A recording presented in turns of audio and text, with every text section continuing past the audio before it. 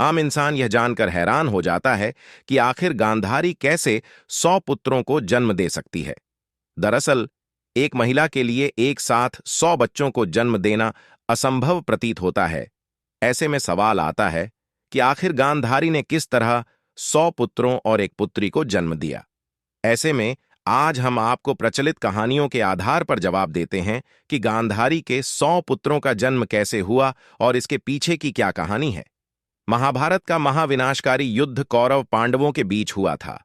कौरव पांडव वैसे एक ही कुल के थे और चाचा ताऊ की संतानें थे। कौरव भाइयों की संख्या 100 थी, वही पांडव 5 भाई थे।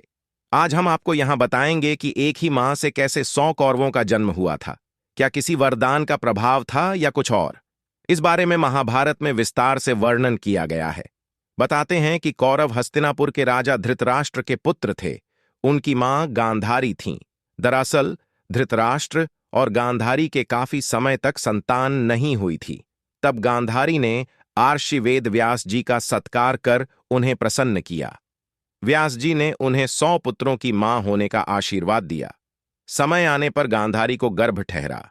ऐसा उल्लेख है कि गांधारी 9 महीने के बजाय 2 साल तक गर्भवती रहीं। बाद में प्रसव के दौरान एक मांस का लोथड़ा हुआ, यानी गांधारी को एक भी संतान नहीं हुई। इससे वह घबरा गईं। तब फिर व्यास जी को बुलाया गया। व्यास जी ने कहा कि चिंता न करें, आपको पुत्र अवश्य होंगे।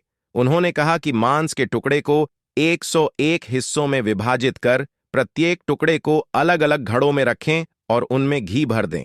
राजा धृतराष्ट्र ने ऐसा ही किया।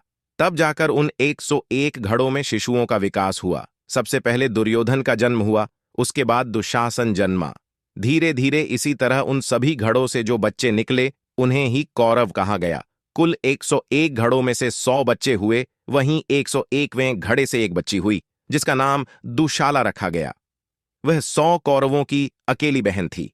इस प्रकार गांधारी से 100 कौरवों समेत एक कन्या का जन्म हुआ।